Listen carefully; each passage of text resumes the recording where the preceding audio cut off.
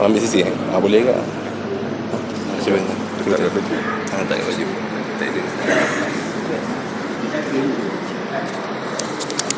Tak sini. Tak sini.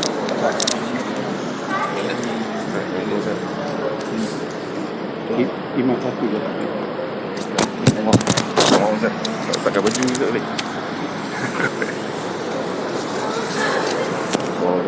Okey.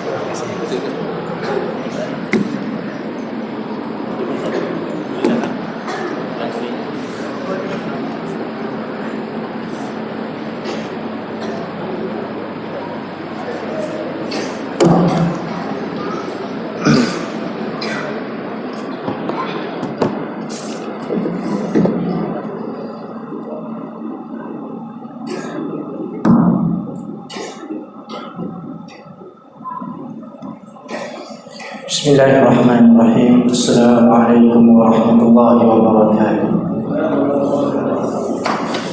Alhamdulillahirabbil alamin. Wassalatu wassalamu ala asyrafil anbiya'i wal mursalin wa ala alihi wa sahbihi ajma'in. Rabbi shrah li sadri wa yassir li amri wa hlul 'uqdatam min lisani yafqahu qawli. آمنت بالله الواحد الأحد الحق وحده لا شريك له وكفرت بما سواه.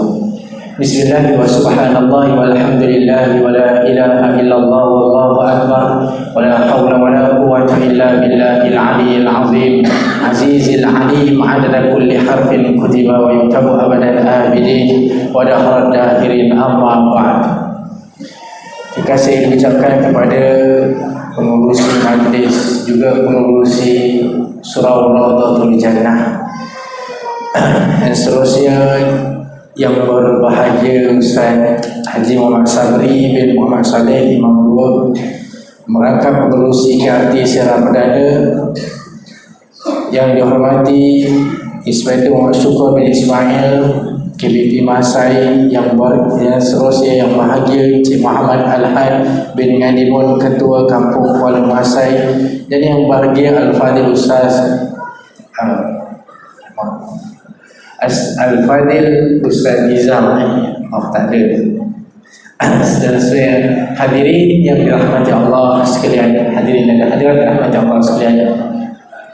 Alhamdulillah, bersyukur kita kepada Allah Subhanahu wa taala dengan nikmat dan kurnia dapat kita sama-sama berada dalam majlis yang penuh dengan barakah yang telah dijanjikan oleh Allah Subhanahu wa taala melalui lisan Nabi sallallahu alaihi wasallam. Man talaba, barang siapa yang mencari, man salaka tariquhu ila talabil ilmi, siapa yang dia cari-cari jalan. Sebab ada orang yang daripada tempat saya Bandar Sialam jauh-jauh tengok sampai sini juga. Kata Nabi sallallahu alaihi wasallam, man salaka tariquhu ila talabil ilmi, barang siapa yang cari-cari jalan untuk cari ilmu, salaka tariquhu ila jannah, maka Allah Subhanahu wa taala mudahkan perjalanannya nak menuju ke syurga. Wal malaikatu la tadha li janahahuma, malaikat sekarang ini dia pun berada di atas tempat yang kita belajar ini. Dia meletakkan kedua janah, kedua sayapnya, angkat, dan dia berdoa liridha. Bila dia redha, dia mohon kepada Allah untuk apa? Dimohon untuk keampunan orang-orang yang diredai, iaitu dia mendoakan kita. Mudah-mudahan majlis yang penuh dengan barakah ini didatangi oleh ramai orang, penuh surau ni. Alhamdulillah, mudah-mudahan Allah Subhanahu wa taala memberkati dan Allah Subhanahu wa taala memberikan ganjaran kepada mereka-mereka yang berusaha dalam melaksanakan program yang cukup terbaik ini. Hadirin yang dirahmati Allah sekalian, bila sebut mengenai cinta Rasul tajuknya banner besar-besar, tajuknya cinta Rasul. Cinta ni kat mana duduknya ni cinta? Asal cinta ni dari mana asal cinta? Cinta kat mana cinta? Cinta kita kat mana? Kat sini, kat sini ke? Kat sini, kat sini. Kat mana cinta? Sini. Iya, kat sini. Betul, ada cinta terbalik kat perut, kat kaki ada. Tak ada kat sini. Memang kalau tengah bercinta tu kat sini. Nak tiktok gitu. Bercinta betul kat sini lah Maka kat sini, dalam diri kita, yang paling berkuasa dalam diri kita, dalam diri manusia adalah hati. Hati.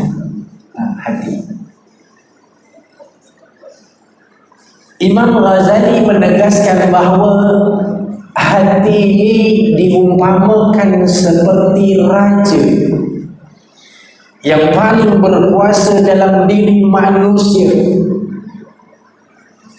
Hati ini dia macam raja. Ketika dia nak suruh siapa-siapa pun dia akan perintahkan. Begitulah raja. Dia mahukan sesuatu, dia nakkan sesuatu, dia perintah saja, maka semua prajurit-prajuritnya akan menyediakan.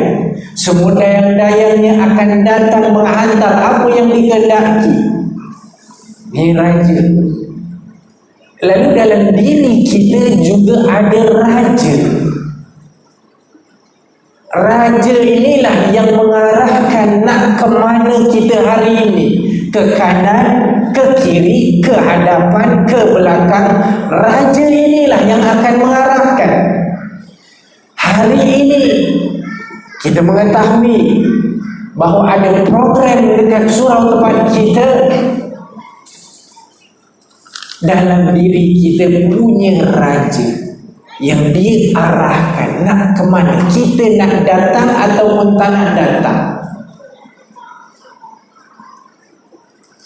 Tuan-tuan, dalam diri kita, apa yang ada dalam diri kita? Ada darah, ada daging, ada kulit, ada tulang, ada bulu, ada isi perut. Adakah ini sahaja? Kalau ini sahaja, lembu pun akan jawab macam ini. Dia punya yang sama. Dia ada darah, dia ada tulang, dia ada daging, dia ada kulit, dia ada bulu. Tetapi dalam diri kita ada sesuatu yang lain. Ada suatu benda yang dikatakan oleh Imam Ghazali, dia ni adalah raja. Itu yang dipanggil latifah rabbaniyah, kata Imam Ghazali. Hati, sesuatu yang latif, yang halus. Juga dalam diri kita ada yang lain, tak macam lembu tadi. Yang lainnya dipanggil wa nafsin wa ma sawaha. Wa nafsin, apa tu nafsin? Apa itu nafsi? Nafas.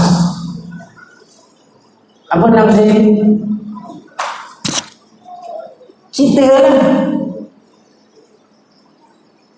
Kita kan yang selalu cakap, kau tak payah ambil tahulah halaku, kubur masing-masing, nafsi-nafsi. Betul tak?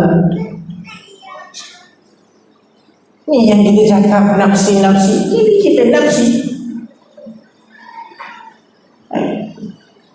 wa nafsin. Allah Subhanahu wa taala mengatakan dalam diri manusia ini Allah sempurnakan manusia dengan nafs. Nafsu diri kita, iaitu nafsu, punya keinginan.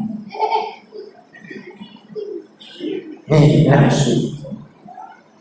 Dan Allah sertai lagi satu ketika manusia ini lahir dengan adanya qarin. Qarin. Kullu mauludun fi ma'al qarinah. Tiap-tiap kelahiran yang menyertai dia, yang ada pada diri dia, ikut saja qarin.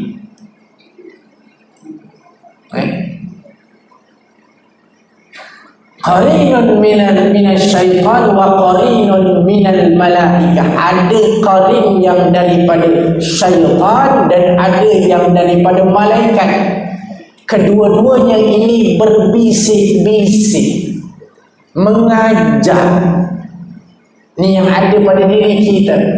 Batu Allah Subhanahu wa taala buat diri kita ini sempurna, tak sama dengan yang lain. Cukup ada wa nafsi wa ma sawaha, ada nafsu iaitu diri kita, iaitu nafsu. Yang nafsu ini ketika mana kalau dia dengar bisikan daripada syaitan, kata Nabi sallallahu alaihi wasallam, fasta'iz billah, kena minta perlindungan daripada Allah. Kalau ada bisikan daripada malaikat, ini ilham. Hendaklah ucapkan alhamdulillah. Ada sebagian ulama kata nafsu ni dia jadi lain macam. Nafsu ni adalah diri kita, tapi dia jadi lain macam sebab ada tambahan hawa nafsu. Hawa nafsu ni bila dia kahwin dengan syaitan, dia beranak dosa. Dapat anak dosa. Kalau dia kahwin dengan bisikan malaikat, dia dapat anak pahala. Ini yang ada dalam diri kita. Ini penyempurnaan yang Allah Subhanahu wa taala ciptakan dalam diri kita. Wa nafsi wa ma sawaha. Allah sempurnakan manusia itu dengan nafsu. Fa'alhamaha fujuraha wa taqwaha. Maka Allah Subhanahu wa taala berikan ilham fujuraha wa taqwaha. Kat situ ada fujur, ada ajakan kepada keburukan, fahisyah. Wa taqwaha, dan takwa. Qad aflaha man zakkaha, beruntunglah orang-orang yang mensucikan. Wa qad khaba man dassaha, dan rugilah orang-orang yang mengotori. Ikut yang ni jadi dosa, ikut yang ni jadi pahala. Untung dan rugi terpulang masing-masing. Allah dah sebutkan. Hadirin yang rahmati Allah sekalian, itulah hati. Hati itu adalah tempat cinta bertahta. Cinta itu yang mengawal hati.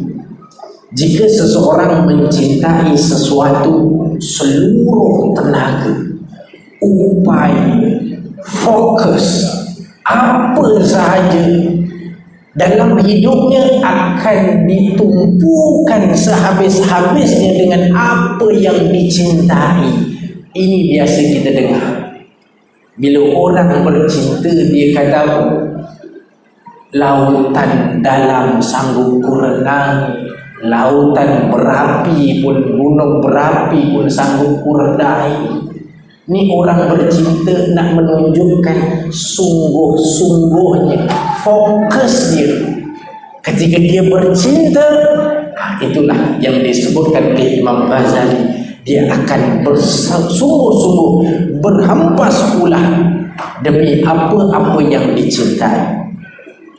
Oleh kerana itu kita perlu berhati-hati apabila mencintai dan dicintai. Kita perlu berhati-hati memilih siapa dan apa yang nak kita cintai.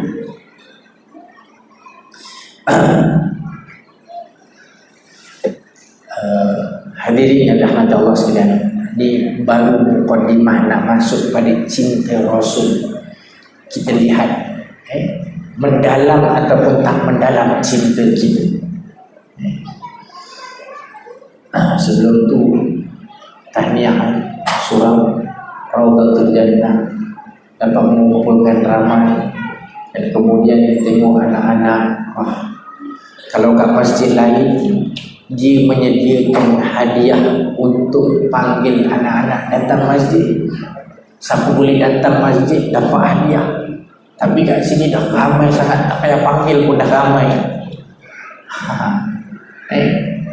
Dah ramai, tak tahu nak buat macam mana. Sana ada nasib tak panjang atas. Al-Ghayr boleh juga ikut tiru dan ataupun gaya masjid-masjid lain bagi hadiah. Bagi hadiah kepada anak-anak yang mampu duduk bersopan di dalam rumah Allah dapat hadiah. Yang dapat hadiahnya siapa? Bapaknya. Baru jadi. Dapat hadiahnya siapa? Bapaknya. Itu baru jadi. Dia kena cerdik sikit. Nabi SAW cerdik. Satu kisah yang agak menarik, ketika mana Nabi SAW utuskan Muhammad bin Maslamah. Dia jadi komandan, dia jadi panglima perang, diutuskan satu syariah. Syariah ni satu kumpulan kecil untuk Nabi SAW suruh dakwah ataupun kalau dilawan jadi perang. Tapi kecil je. Nabi SAW utuskan tak ramai, biasanya antara 3 sampai 300 ataupun 100 dan lingkungan yang tak ramai. Bila Nabi SAW utuskan Muhammad bin Maslamah pergi ke Hamlatul Kharta, tempat itu namanya Kharta.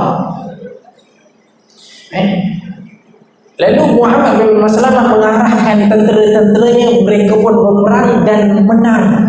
Ambil harta ghanimah, bawa balik harta rampasan perang, untung.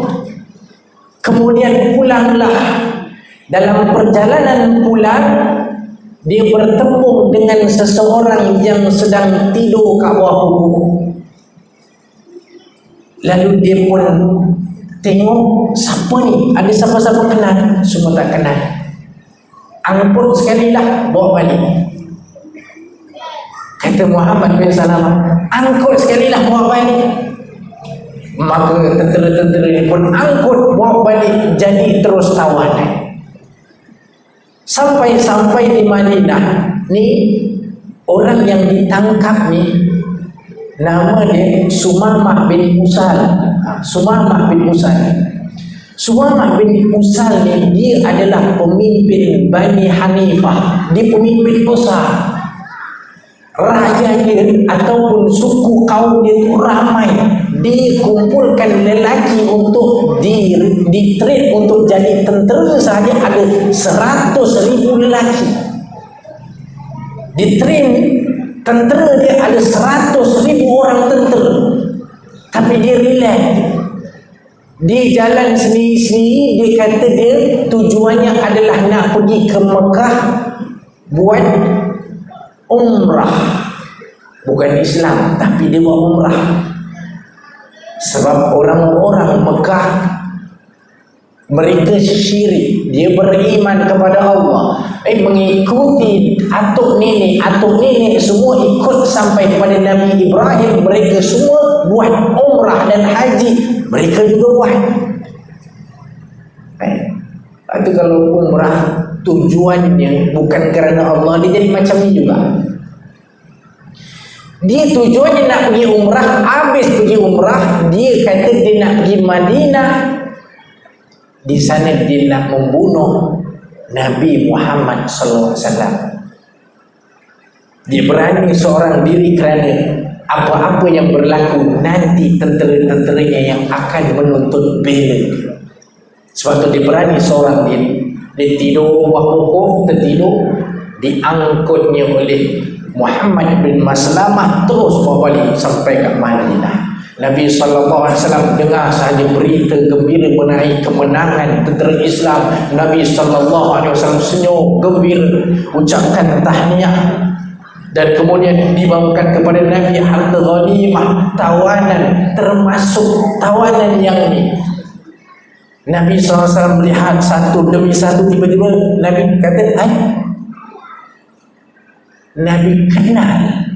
Nabi kata, adakah kamu semua ramai-ramai ini tak kenal dia ni siapa? Semua kata tak kenal ya Rasulullah. Kata Nabi SAW, ini ketua Bani Hanifah. Wah, ini very dangerous people ni kata. Ini bahaya, jangan main-main orang ni. Ketua dia ni, ini Sumamah bin Usal. Nabi kenal dia. Tak apa, kata Nabi, tak apalah. Semua kata, macam mana dia Rasulullah? Kata Nabi, tak apa. Ambil ikat dia dekat pintu masjid. Lah, kena ikat pula. Depan pintu masjid Nabi suruh ikat, Nabi suruh ikat, ataupun dari riwayat yang lain suruh kurung kat situ. Kat depan pintu masjid. Mereka, para sahabat semua buat apa yang Nabi SAW suruh, diikat, dikurung kat depan pintu masjid. Setiap hari Nabi SAW waktu nak masuk masjid, Nabi singgah dulu dekat tempat Sumamah. Hai Sumamah, apa yang kau dapat pada hari ini? Apa yang kau temui hari ini, wahai Sumamah? Dia tak faham. Sumamah kata, aku menemui kebaikan, wahai Muhammad.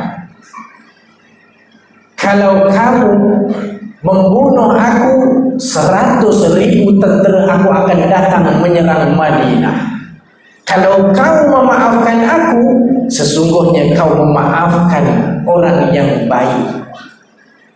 Dan kalau kau mau apa-apa tawanan ataupun gantian ataupun harta sekalipun, aku akan perintahkan pengikutku datang hantar kepada kamu. 3 dia offer kepada Nabi sallallahu alaihi wasallam.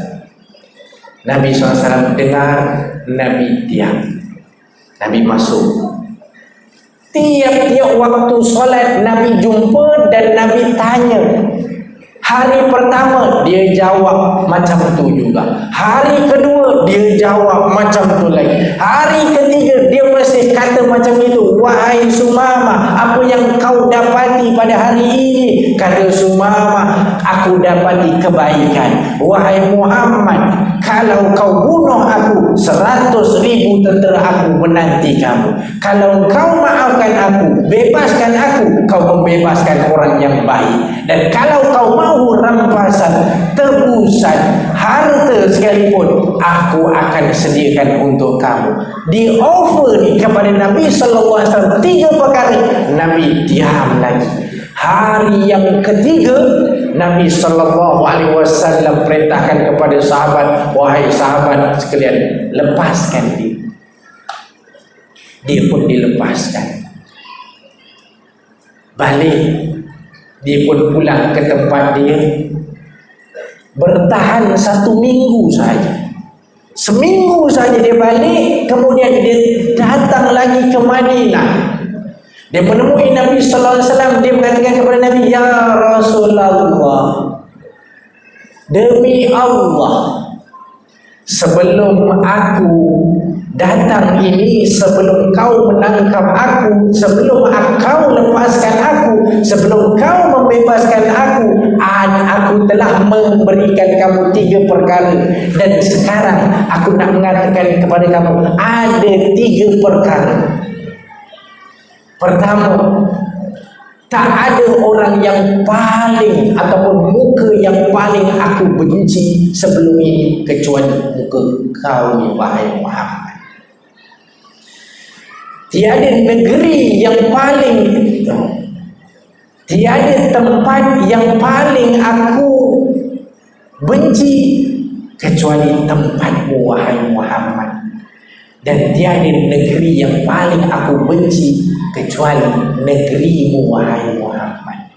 Tetapi demi Allah, ketika kau mengurung aku, mengikat aku di hadapan pintu masjid, setiap hari aku melihat apa yang dilakukan oleh kau wahai Rasulullah berserta dengan para sahabat, datang ke masjid, duduk di dalam masjid, membaca Al-Quran, kemudian salat berjamaah dalam saf yang tersusun, kemudian sama-sama berzikrullah, sama-sama makan, sama-sama minum, bertukar-tukar makanan, akhlakmu yang cantik, yang indah, yang teramat indah, yang diikuti oleh para sahabatmu. Allahu Akbar, aku pulang, aku tak boleh tidur, aku rindu sangat ya Rasulullah. Demi Allah, sekarang tak ada tempat yang paling aku rindu kecuali Madinah. Tak ada wajah yang paling aku cintai kecuali wahai Muhammad. Kamu ya Muhammad, orang yang paling aku cintai. Tak ada negeri yang paling aku rindui kecuali ini, tempat ini. Allahu Akbar. Maka dengan itu wahai Muhammad, kata Sumamah, asyhadu an la ilaha illallah wa annaka Muhammadar Rasulullah. Aku bersaksi bahawa tiada Tuhan melainkan Allah dan kau adalah utusan Allah. Ni rahmat datang. Allahu Akbar. Trik dia macam itu. Dudukkan, ikatkan, tengok apa yang dibuat, akhirnya dia masuk Islam. Diteruskan perjalanan. Yang hebatnya ni, diteruskan perjalanan, habis sahaja dia menemui Nabi SAW, selesai dia bertemu, dah bercakap dengan Nabi, dah meluahkan perasaan cintanya. Dia sebelum ini dikatakan setelah dia meluahkan cintanya, dia tetap meneruskan perjalanannya nak menuju ke Makkah untuk dia menunaikan umrah. Dia duduk bersama Nabi belajar. Ya Rasulullah, tunjukkan aku bagaimana umrah cara Islam. Nabi SAW tunjukkan umrah cara Islam, bagaimana talbiyahnya, labbaik Allahumma labbaik, labbaik la syarika lak labbaik, innal hamda wan ni'mata lak wal mulk la syarika lak. Nabi tunjukkan cara yang ditunjukkan oleh Nabi SAW, diamalkan, dia bawa terus pergi ke Mekah. Sampai di Mekah, of course lah orang-orang Mekah mengenali dia ni memang ketua Bani Hanif. Semua orang pemimpin-pemimpin besar kenal dia. Sampai di sana dia menunaikan umrah, dia bertawaf, dia bertalbiyah mengikut apa yang Nabi SAW ajarkan. Lihat apa yang berlaku. Orang-orang Mekah terbeliak mata semua. Pemimpin-pemimpin ini datang mendekati, mendengarkan apa yang ditalbiahkan oleh Sumamah. Akhirnya mereka mengatakan, Sumamah. Dia bertanya, Sumamah, apa yang kau talbiahkan tak sama dengan talbiah kita? Adakah kau telah murtad? Kata Sumamah, aku tidak murtad, tapi aku cuma masuk Islam aja. Mereka semua berak, marah keras. Hai, macam mana kau pemimpin yang ramai orang percayai, tiba-tiba kau sendiri memeluk agama Muhammad? Ditangkap, dipenjara. Waktu dia ditangkap, dia mencari-cari orang dia, sampai dia mendapati orang-orang dia ataupun keturunan dia, suruh menyampaikan perkara ini ataupun berita ini kepada kaum, kepada Bani Hanifah. Lalu disampaikan di sana apa pesan dia. Pesan dia, berhentikan menghantar sumber makanan gandum daripada Bani Hanifah ini ke Makkah. Bani Hanifah, dia adalah pengeluar gandum terbesar di Jazirah Arab. Setiap harinya dia menghantar, disuplai gandum, supply ulang kali dia tiap hari. Ada saja puternya yang membawa gandum, tiba-tiba dia arahkan untuk sekat, berhenti. Mekah mendapati tak ada gandum, tak ada makanan, tersekat. Macam mana nak cari makan? Dikaji, rupanya gandum ini daripada suku Bani Hanifah. Dan suku Bani Hanifah dipanggil untuk datang supply gandum. Mereka tak nak supply gandum kerana apa? Ketuanya dalam penjara. Ketuanya dalam penjara. Lalu mereka menemui Sumamah. Sumamah, bukakanlah, hantarkanlah makanan. Kami Mekah semua tak dapat bekalan makanan gandum lagi dah. Tolong hantarkan. Kami semua akan lepaskan kau, akan bebaskan kau, wahai Sumamah. Sumamah kata, tak perlu. Kalau kamu nak dapat semua ini, nak dapat dihantar bekalan makanan ini, kau nak bebaskan aku dengan syarat minta izin dengan Muhammad. Akhirnya orang Mekah terpaksa akur, tunduk. Dia sendiri menghantar orangnya pergi Madinah minta izin sampai Nabi sallallahu alaihi wasallam. Punyalah lembut hati Nabi sallallahu alaihi wasallam. Baiknya Nabi sallallahu alaihi wasallam. Dia mengatakan, wahai Sumamah, tak apa, hantarkanlah bagi orang Mekah. Sebab Nabi SAW sendiri ada strateginya. Nanti kalau kita mempelajari sirah, kita akan jumpa strategi Nabi SAW sampai Mekah tunduk kepada Madinah, sampai Mekah nanti tunduk kepada Islam. Kita tanya.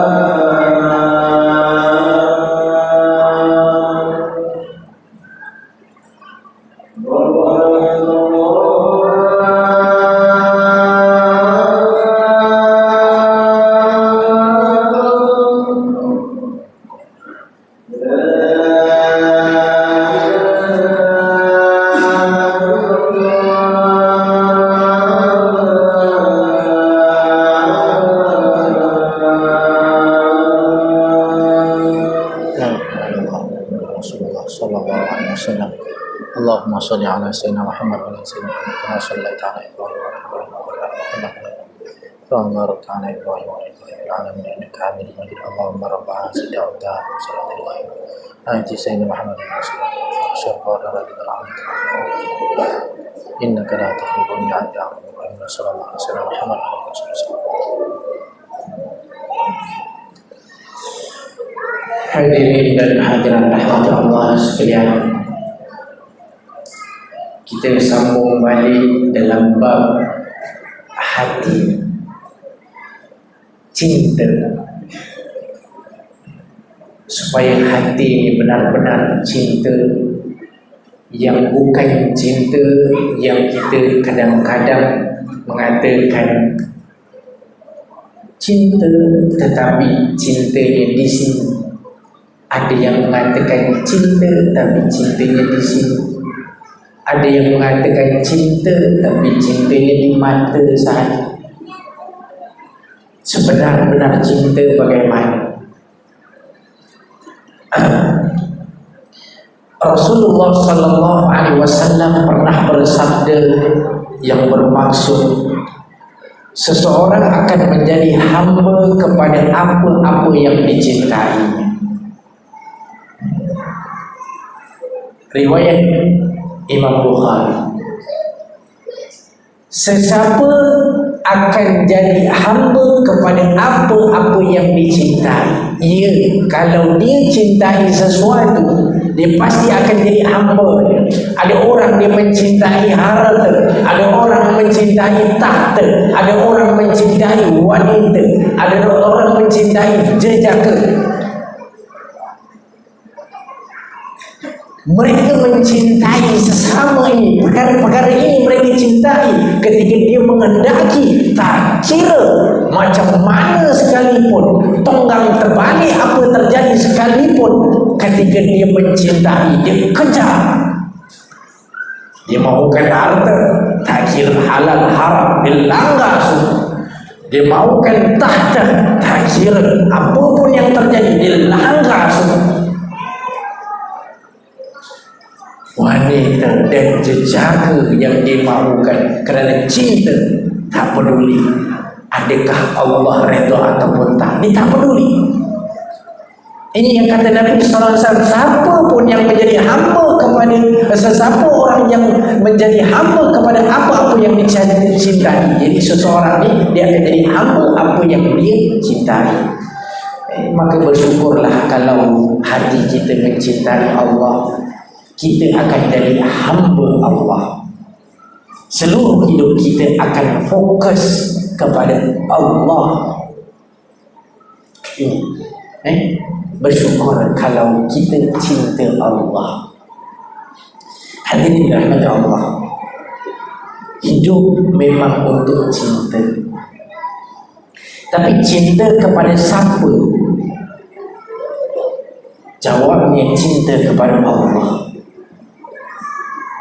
Allah Subhanahu wa taala mengatakan wa minan nasi man yattakhidhu min dunillahi andadan yuhibbunahum ka hubbillah.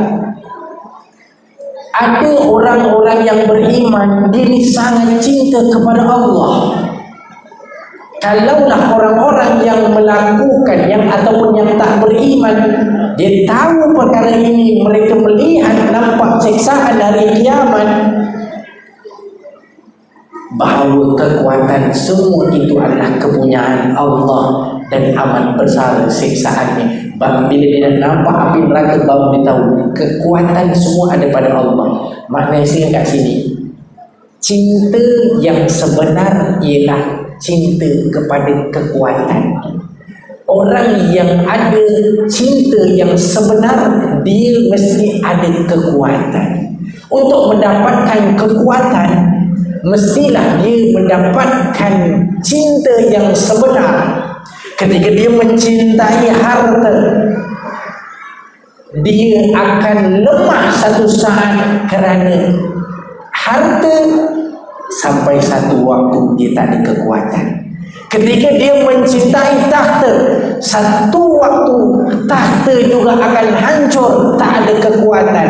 Ketika dia mencintai seseorang, dia mencintai jejaka, dia mencintai wanita, ketika dia tengah muda, cantik, handsome, dia gembira, dia cinta sangat. Tetapi apabila telah tiada ataupun telah tua, maka tak ada kekuatan. Orang-orang kafir, orang-orang zalim, ketika dia nampak saja api yang menjulang-julang marah, dia lalu mengatakan, oh, kekuatan hanya pada Allah. Maka kalau cinta sebenar ada pada kekuatan yang sebenar, iaitu cinta kepada yang memberikan harta, iaitu Allah, kekuatan itu takkan pudar. Ketika dia mencintai tahta yang dia nak dapatkan melalui yang memberikan tahta, iaitu Allah, cintanya tidak akan pudar. Ketika dia mencintai seseorang, jejaka ataupun wanita, cintanya dia mendapatkan melalui yang memberi, menjadikan jejaka tersebut, yang menjadikan wanita tersebut, kekuatan tak akan pudar. Ini cinta yang sebenar. Barulah menyesal orang-orang kafir, orang-orang zalim pada hari kiamat. Walau yara alladhina zalamu idh yarawna al-'azaba anna al-quwwah ini ada kekuatan cinta. Lillahi jami'a, hanya kepada Allah. Maka cinta kepada Allah sumber segala kekuatan, kekayaan, ketenangan dan kejayaan. Hadirin yang rahmati Allah, sebab Allah dia ada nama Al-Ghani, yang maha kaya adalah Allah. Kita kejar-kejar kekayaan, kita lupa pembuat kaya, pemberi kekayaan, kekuatan akan hancur. Ada yang namanya Al-Qawi, kekuatan, iaitu nama Allah. Antaranya ialah Al-Qawi, antaranya juga namanya Al-Ali, yang maha mengetahui. Hadirin yang dirahmati Allah sekalian, katanya ini tak sama macam kuliah biasa. Kuliah biasa 10 minit dia lepas azan, yang ni dia minta sejam lepas azan. Macam mana? Okey. Okey. Hadirin yang rahmati Allah sekalian, Nabi sallallahu alaihi wasallam mengatakan, "Thalathatun man kunna fihi wajada halawatul iman." Ada 3 benda siapa yang boleh dapat, dia akan dapat manisnya iman ataupun manisnya cinta dengan Allah. Ayyakuna Allah wa rasuluhu habba ilaihi mimma siwahuma, yaitu yang pertama, dia menjadikan Allah dan Rasulnya cinta. Dia cinta sangat kepada Allah dan Rasulnya, mengalahkan cinta yang lain.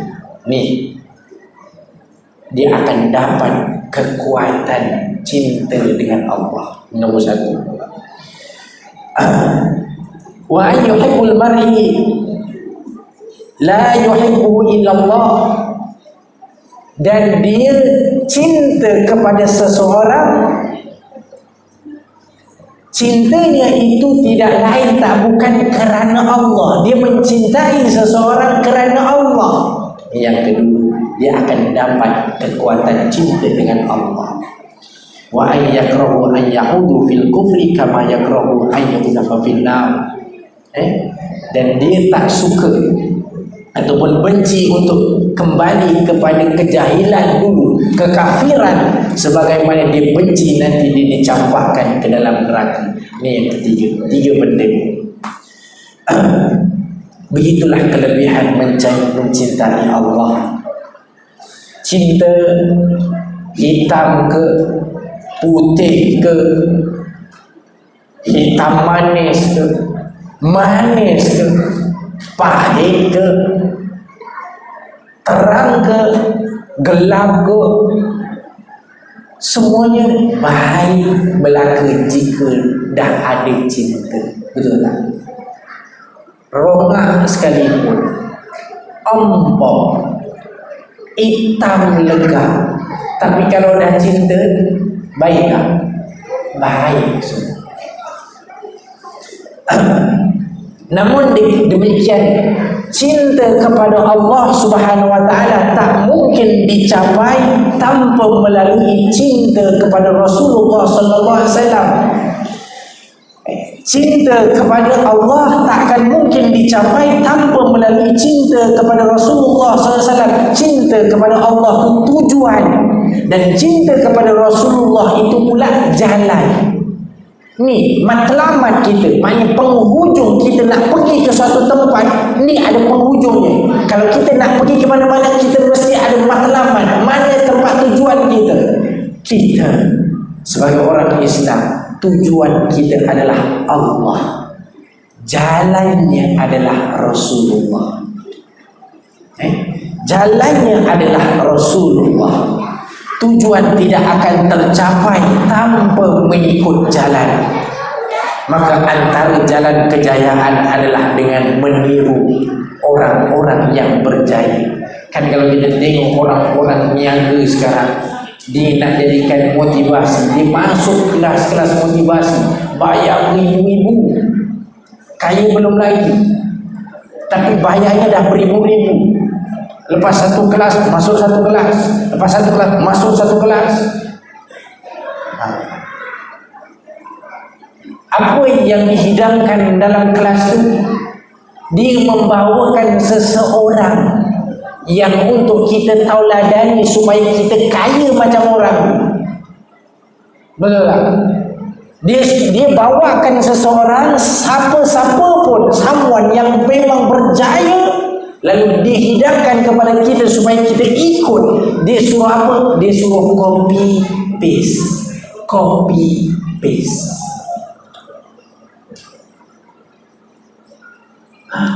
Ni kerja kita sepatutnya memang copy paste. Tahu copy paste? Kau kopi minum. Copy paste. Copy paste bahasa yang copy tu mah copy paste. Suruh copy paste je. Kalau dibawakan orang-orang yang kaya, kalau nak cerita pasal kaya, Qarun lagi kaya kerana harta karun satu dunia. Jumpa je duit, semua harta karun, karun punya. Yang kaya paling siapa? Qarun. Kalau nak cerita bab copy paste orang kaya, yang paling kaya Qarun. Minta tak dengan Allah? Dia minta juga, dia suruh Nabi Musa berdoa kepada Allah, minta supaya diberikan kekayaan. Kata Nabi Musa, tak payahlah, macam ini dah cukup lah, tak payah kaya-kaya lagi. Lupa? Tak, confirm aku tak lupa. Ketika dia didoakan, dia kaya, betul-betul dia lupa.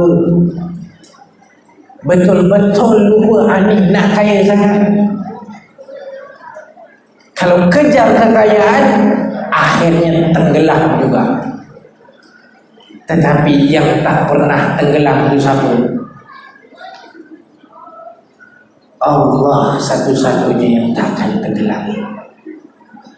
Maka dengan itu Nabi sallallahu alaihi wasallam untuk mencapai jalan kepada Allah mesti melalui Nabi sallallahu alaihi wasallam. Nabi sallallahu alaihi wasallam, kalau nak kata orang lain lebih berjaya, Nabi lebih berjaya. Nabi sallallahu alaihi wasallam mencapai kejayaan yang holistik sebagai individu dan masyarakat dekat dunia dan akhirat. Ada orang berjaya dunia saja, ada orang berjaya akhirat saja. Nabi sallallahu alaihi wasallam berjaya dunia akhirat, bukan waktunya, bukan zamannya, tetapi melangkaui zaman sehingga beribu tahun sampai sekarang kejayaan Nabi sallallahu alaihi wasallam. Allah Subhanahu wa taala dah kata dalam Quran, laqad kana lakum fi rasulillahi uswatun hasanah.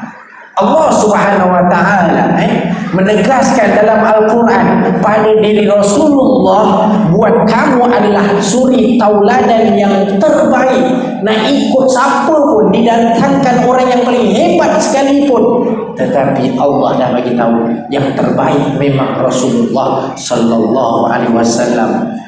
Hadirin yang dirahmati Allah sekalian, tanpa berdolak balik lagi, kita boleh merumuskan bahawa punca kegagalan kita umat Islam kini kerana apa? Kerana tidak menjadikan Rasulullah sebagai tauladan. Tuan-tuan, kita nak pilih pemimpin kan tidak lagi. Nak pilih pemimpin yang mana? Kena cari pemimpin yang macam Rasulullah, yang dia boleh pimpin tangan kita, bukan dekat dunia, tapi dia pimpin dekat dunia ni, tunjuk jalan yang betul. Dia pimpin terus dan terus, bukan sahaja di dunia jalan yang betul dibawa, dia terus melepasi alam barzah, terus lagi dipimpin sampai menuju ke alam mahsyar, menuju ke alam mizan, dan sampai akhirnya menemui Allah Subhanahu wa taala, dipimpin sampai sana. Sebab tu kalau nak cari pemimpin, kita cari pemimpin yang betul-betul boleh bawa kita sampai syurga, bukan kat dunia je. Bukan tengok dia kerja apa dia kerja apa,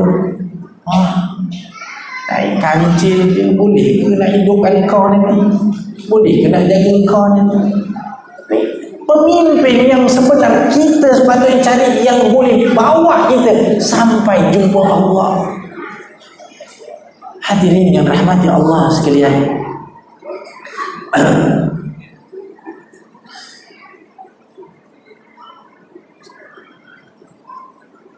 jadi dengan yang demikian, kalau ikut nota yang saya bawa panjang lagi ni.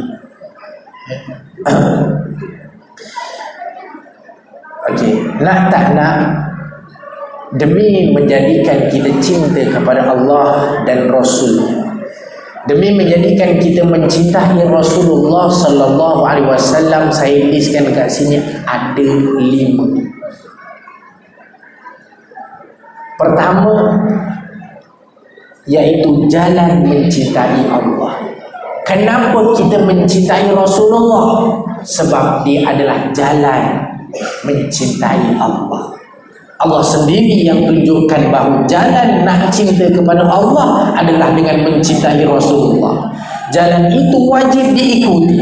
Tak ada manusia yang mampu mencintai Allah mengikut jalan dia sendiri. Saya tak nak, saya memang sayang Allah, cinta pada Allah, tapi saya tak nak ikut-ikut jalan Rasulullah, nak ikut jalan sendiri, takkan dapat.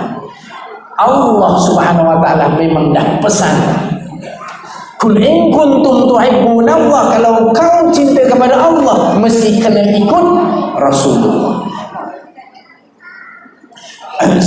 Seperkara lagi, kita mestilah mencintai segala-gala yang dicintai Allah. Kalau Allah cinta Rasulullah ini, Allah mencintai Rasulullah. Kalau kita cinta kepada Allah, kita mesti kena cinta kepada Rasulullah. Ni dipanggil nak tak nak, mesti.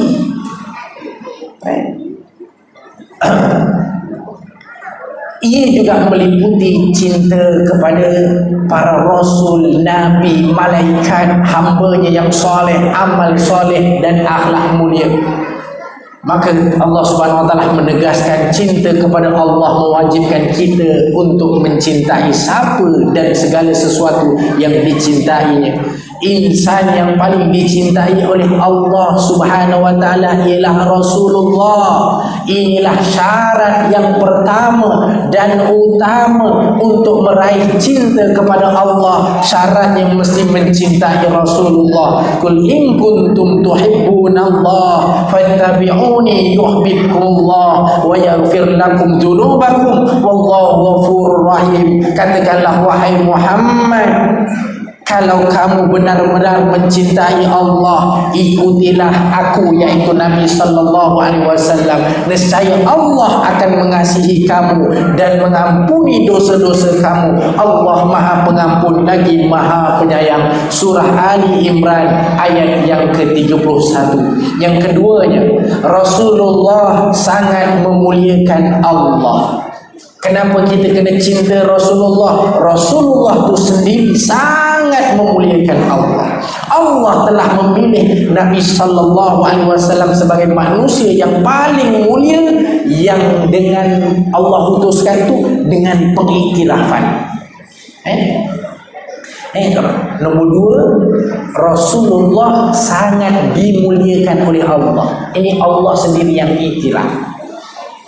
Kenapa kita kena cinta Rasulullah? Allah sendiri iktiraf Rasulullah. Allah sendiri memuliakan Rasulullah.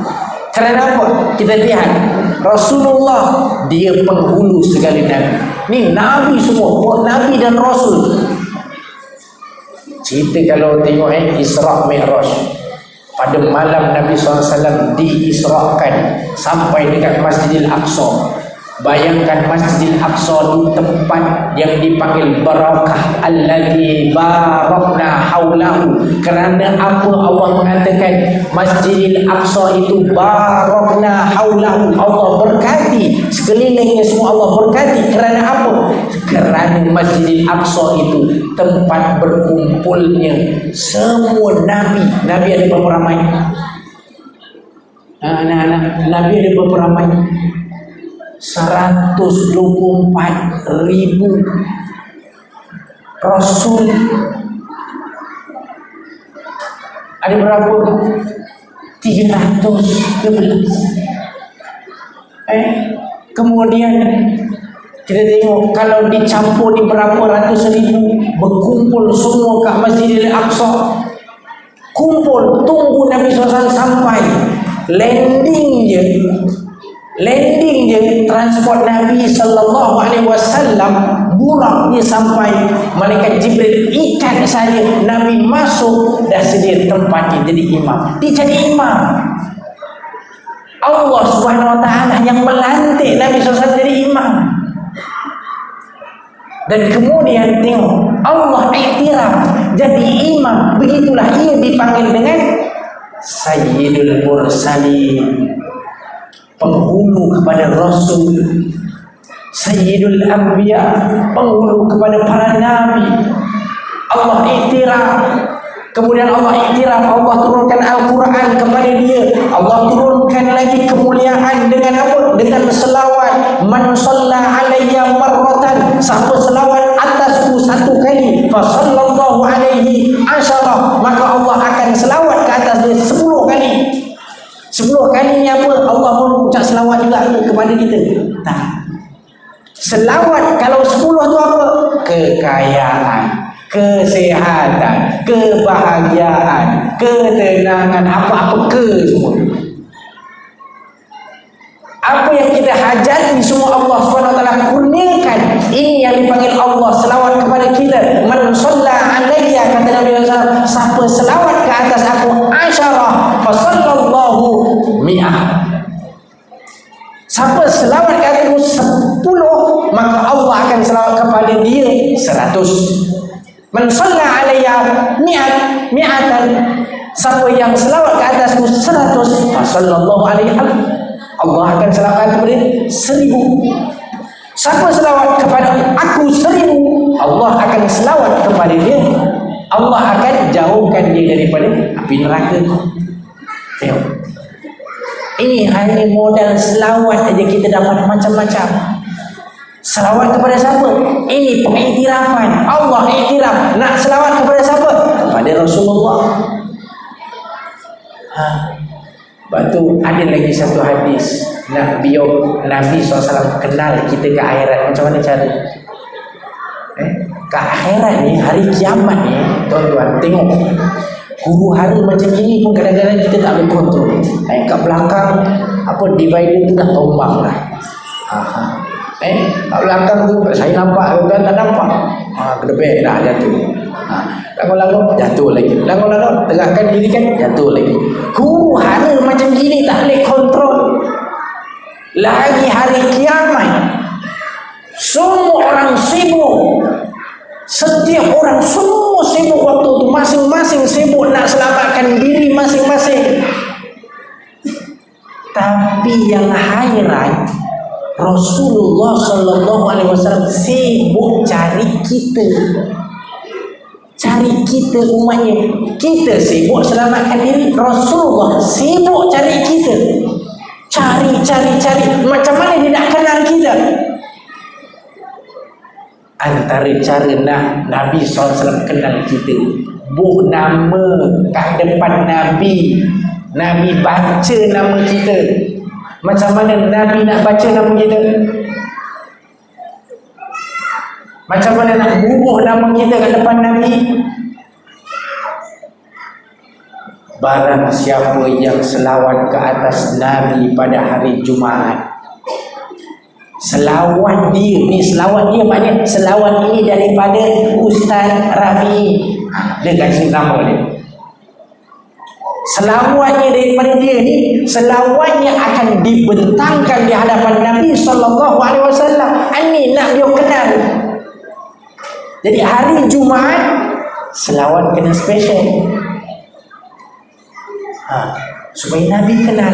Hari kiamat Nabi sibuk cari kita. Kita sibuk nak selamatkan diri. Dan juga Allah Subhanahu Wa Taala menganugerahkan kepada Nabi Sallallahu Alaihi Wasallam sebagai Habibullah, kekasih Allah. Bagaimana Allah yang kita kata kita sayang Allah, Allah sendiri mencintai Rasulullah, kita pula tak nak cinta kepada Rasulullah.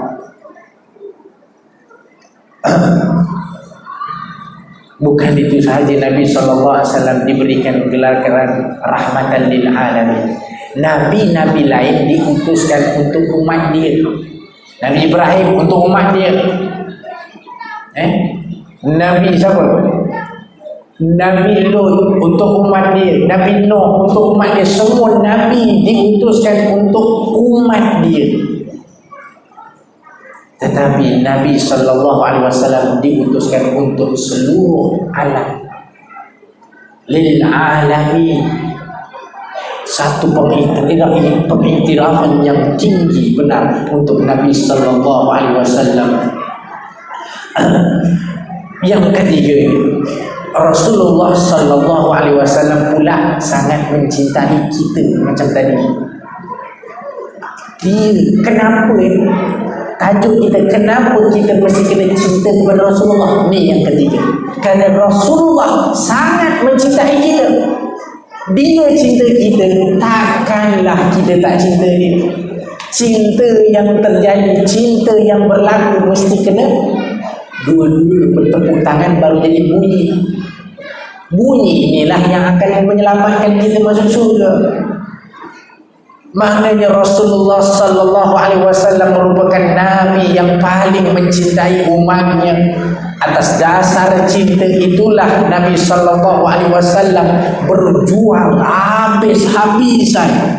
Kita tengok macam mana Nabi SAW berjuang sampai berdarah kepalanya, tanggal giginya pecah di kepalanya. Kemudian telinganya bagaimana Nabi SAW nak menyebarkan kepada kita Islam, nak membawakan kita ni faham, kenal Allah Subhanahu Wa Taala, pencipta kita tu siapa. nak bawa kita semua sekali masuk ke dalam surga bersama-sama dengan dia. Sayang sangat dia kepada kita, cinta sangat dia kepada kita. Lalu bagaimana kita ni? Ini yang namanya cinta tu perlu pengorbanan. Terbukti Nabi SAW dah berkorban untuk kita. Lalu apa pengorbanan kita kepada Rasulullah? Cinta perlu pengorbanan, kena korban.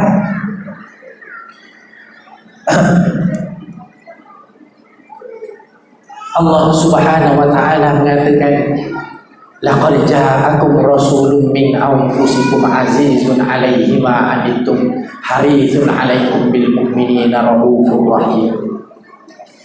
Sesungguhnya telah datang kepada kamu seorang rasul daripada kaum kamu sendiri. Terasa berat olehnya dengan penderitaanmu, yang sangat menginginkan keimanan dan keselamatan untuk kamu. Amat belas kasihan serta penyayang terhadap orang mukmin. Dia sangat sayang kepada kita. Hadirin yang dirahmati Allah sekalian, seterusnya yang keempat, kenapa kita mesti kena mencintai Rasulullah? Jasa dan kebaikan Rasulullah yang melimpah ruah. Jasa dan budi Rasulullah sangat luar biasa. Dakwah dia, lihat bagaimana tadi saya mula-mula menceritakan berkenaan dia mengikat. Nabi SAW mengarahkan kepada sahabat untuk ikat Sumamah bin Usal. Itu antara cara dakwah. Waktu kita kena ada dakwah yang terbaik. Ud'u ila sabili rabbikumul hikmah. Allah kata, ud'u, ajak ni. Kita nak ngajak ni, kita nak menyeru ni kepada masjid, nak datang berkumpul, nak datang selalu suruh datang duduk kat masjid ni bil hikmah, dengan cara hikmah. Wal mau'izatil hasanah, kedua mau'izah hasanah, tunjuk tauladan pengajaran yang baik. Nak suruh anak jadi baik, pepatah kita ada kata apa? Macam ketam ajar anak berjalan. Bila dia ajar sengit, anak pun sengit, kan? Itu juga macam kita katakan bapa kencing berdiri, anak kencing berlari. Pengajaran ini, wal mau'izatil hasanah wajadilhum billati hiya ahsan, dan berjidallah. Maknanya berjidal ni berdebat ataupun berpidato, bercakap. Billati hiya ahsan, dengan cara yang paling baik. Ni jasa dan kebaikan Rasulullah banyak sangat. Budi baik Rasulullah sangat luar biasa. Dakwahnya, nasihatnya, didikannya, bimbingannya, doa dia, kepimpinan dia, cara Rasulullah sallallahu alaihi wasallam, apa yang ditunjukkan kepada kita. Bangun tidur suruh baca bismillah, sebut nama Allah, masuk tandas sebut nama Allah, keluar tandas sebut nama Allah, pakai baju sebut nama Allah. Semua sekali pergantungan hidup kita kepada kekuatan cinta sebenar, iaitu Allah. Bila kita bergantung, ingat pergantungan harap kita kepada makhluk, bersedialah untuk kecewa, kerana makhluk akan hilang kekuatan. Tetapi ketika mana kita bergantung harap kepada yang punya kekuatan, niscaya kita akan bahagia selama-lamanya, tak akan kecewa. Itulah perbezaan Rasulullah sallallahu alaihi wasallam dengan pemimpin dekat dunia ini. Berbeza, dia pimpin bagaimana, dakwahnya bagaimana. Itu perbezaannya. Yang kelimanya, yang terakhir. Yang terakhir. Kenapa kita kena cinta kepada Rasulullah? Kerana keagungan akhlak Rasulullah. Lepas tu saya kata, cinta itu terbit dari dalam. cinta seseorang dari luar dan dari dalam menyebabkan akhlaknya akan terpaut, hatinya akan terpaut dengan akhlaknya. Pernah dengar nama Ummu Ma'bad tak? Ummu Ma'bad. Ummu Ma'bad ni masa Nabi SAW di hijrah bersama dengan Sayyidina Abu Bakar, melalui perjalanan yang bukan dilalui oleh orang biasa, ikut jalan hutan-hutan, kebun-kebun dalam-dalam, masuk dekat perkampungan orang asli dalam-dalam, sebab tak nak dikejar oleh orang-orang Mekah. Orang Mekah nak bunuh Nabi SAW. Maka Nabi SAW dengan Sayyidina Abu Bakar ikut dalam-dalam, masuk dalam yang pernah orang tak pernah lalu. Sampai dah habis bekalan makanan, tak ada makanan, tak ada minuman. Akhirnya nampak satu pondok kecil. Berhenti kat situ. Sayyidina Abu Bakar tanya, siapa kamu? Orang tua ini keluar, dia mengatakan, namaku Ummu Ma'bad. Ummu Ma'bad. Ummu Ma'bad ni dia miskin. Laki dia keluar cari makan, dia jaga rumah pondok dia. Sayyidina Abu Bakar tanya, kita musafir jauh, tak ada makanan, dah kelaparan sangat, ada tak sikit makanan bagi kat kita?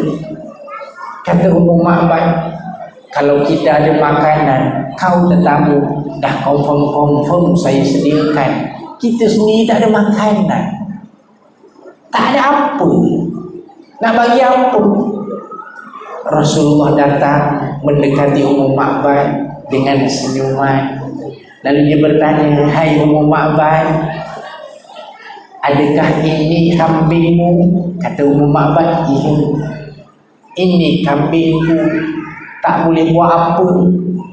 Bulu dah berterabur, kulit dah nampak tulang, daging tak ada, jalan pun diri tak boleh center, tak boleh buat apa-apa. Kita tak makan, kita sendiri tak boleh nak bagi dia makan. Wahai tetamuku, kata Rasulullah, boleh saya pegang? Semuanya dengan senyuman dan keizinan. Ummu Ma'bad kata, silakan.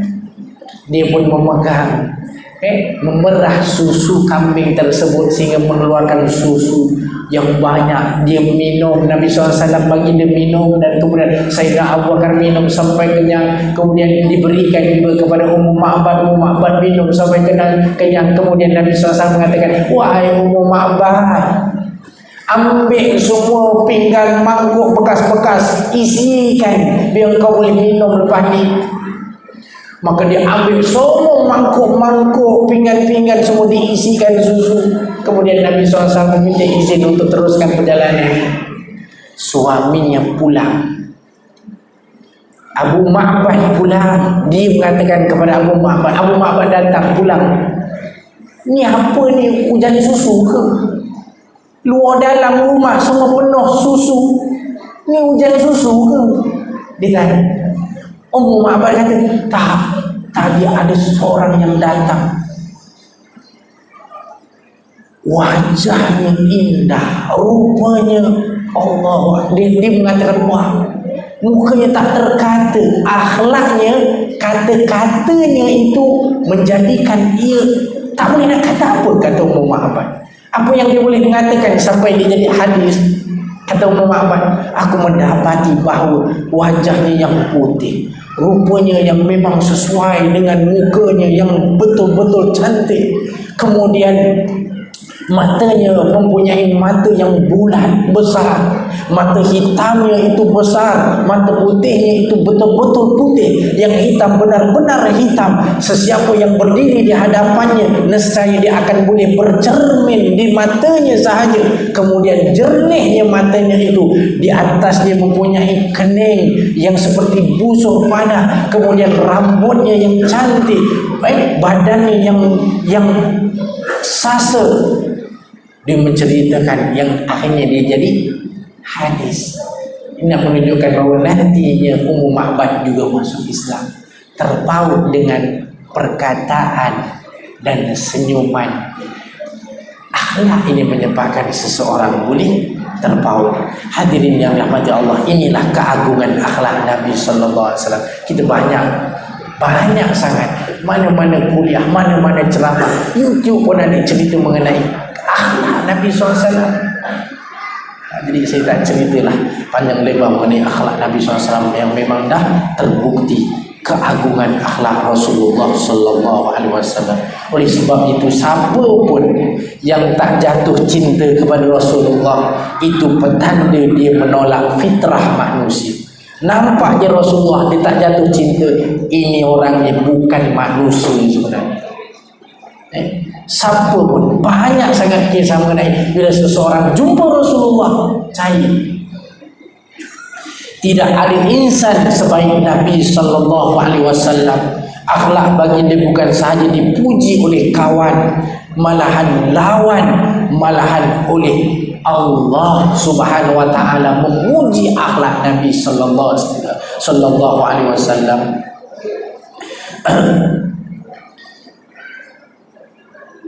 Maka hadirin yang rahmati Allah sekalian, sudahkah kita jatuh cinta kepada Rasulullah SAW? Ini persoalan. Dah tak kita ni jatuh cinta kepada Nabi Sallallahu Alaihi Wasallam? Antara tanda mencintai Nabi SAW ialah dia mesti selalu ingat jalan, dia ingat cara jalan Nabi. Pakai baju, dia ingat cara pakai Nabi. Makan, dia ingat cara makan Nabi. Tidur, dia ingat cara tidur Nabi. Bangun daripada tidur, dia ingat cara bangun Nabi. Sentiasa ingat. Ini tanda dia dah mula jatuh cinta. Kemudian orang yang bercinta apa lagi? Dia selalu sebut-sebut. Orang kalau bercinta mesti dia sebut-sebut. Orang dah nyampah dengar telinga asyik sebut-sebut kekasih dia je. Akhirnya dia buat apa? Sebut juga bubuh kat Facebook, dekat IT. Orang dah tak nak dengar, aku bubuh kat sini lah dia kata. Sebab apa? Sebab cinta sangat. Kerana cinta sangat, dia mesti sebut-sebut. Maka dengan itu, antara tanda cinta kita mesti selalu sebut. Kejap-kejap Allahumma salli ala Sayyidina Muhammad. Kejap-kejap Allahumma salli ala Sayyidina Muhammad. Duduk bercakap Allahumma salli ala Sayyidina Muhammad. Nak duduk Allahumma salli ala Sayyidina Muhammad. Sentiasa disebut Nabi Sallallahu Alaihi Wasallam. Akhirnya dia datang kepada rindu dan seterusnya. Ingin sekali nak jumpa. Begitulah orang bercinta. Rindu dan lama-lama nak jumpa. Maksudnya cinta adalah satu perasaan yang bersemi dalam hati, diluahkan dengan lidah dan dibuktikan dengan tindakan dan pengorbanan. Jika kita mengaku cintakan Rasulullah, muhasabahlah sebanyak mana kita berselawat kepada sehari semalam. Selawat itu tanda ingatan. Setelah banyak mengingat dengan berselawat, tentulah rasa rindu untuk bertemu semakin mendalam. Ya, cinta dan rindu sangat sinonim. Cinta yang hebat akan mampu mendekatkan jarak waktu dan jurang generasi. Inilah yang dialami oleh manusia yang hidup pada akhir zaman, tetapi punya cinta yang mendalam kepada Rasulullah Sallallahu Alaihi Wasallam. Justru itu Rasulullah Sallallahu Alaihi Wasallam bersabda, orang yang paling aku cintai dalam kalangan umatku ialah orang sesudah aku. Orang yang paling aku cintai, kata Nabi SAW, ialah orang sesudahku yang sangat ingin melihat aku walaupun dengan mengorbankan keluarga dan hartanya. Hadis riwayat Muslim. Maka dengan itu yang terakhirnya, hadirin yang dirahmati Allah, orang yang bercinta mesti banyak ingat sesiapa yang dicintai. Bila hati mengingat, mulut akan banyak menyebut. Bila lidah banyak sebut, hati dah mula rasa rindu. Bila rindu pasti dia terasa nak bertemu. Ya, begitulah sifat cinta kepada Rasulullah. Bagaimana hendak bertemu dengan Rasulullah? Jawabnya, dengan mati dalam keadaan sedang berjuang menegakkan sunnahnya, menegakkan apa yang dilakukan oleh Rasulullah. Kita ikut, kita buat apa yang Rasulullah halang ataupun larang, kita jauhi dalam seluruh aspek kehidupan kita. Aku qauli hadza wa astaghfirullah li wa lakum. A'udzu billahi minasyaitonir rajim. Bismillahirrahmanirrahim. Alhamdulillahirabbil alamin. Wassalatu wassalamu ala asyrafil anbiya'i wal mursalin wa ala alihi wa sahbihi ajma'in. Allahumma inna abidu banu abidik banu ima'ik nahusina biyadik madin fina hukmuk adlun fina qada'uk nas'aluka Allahumma bikulli ismin huwa lak sammaita bihi nafsak aw anzaltahu fi kitabik aw 'allamtahu ahadan min khalqik aw ista'tharta bihi fi 'ilmil ghaibi 'indak an taj'ala al-Qur'ana al-'azima rabi'a qulubina wa an taj'al hadithan nabi sallallahu alaihi wasallam rabi'a qulubina wa nur sudurina وجلاء أحزاننا وذهاب همنا وهمومنا وصلى الله على سيدنا محمد وعلى آله وصحبه وسلم والحمد لله رب العالمين. سبحانك اللهم وبحمدك أشهد أن لا إله إلا أنت أستغفرك.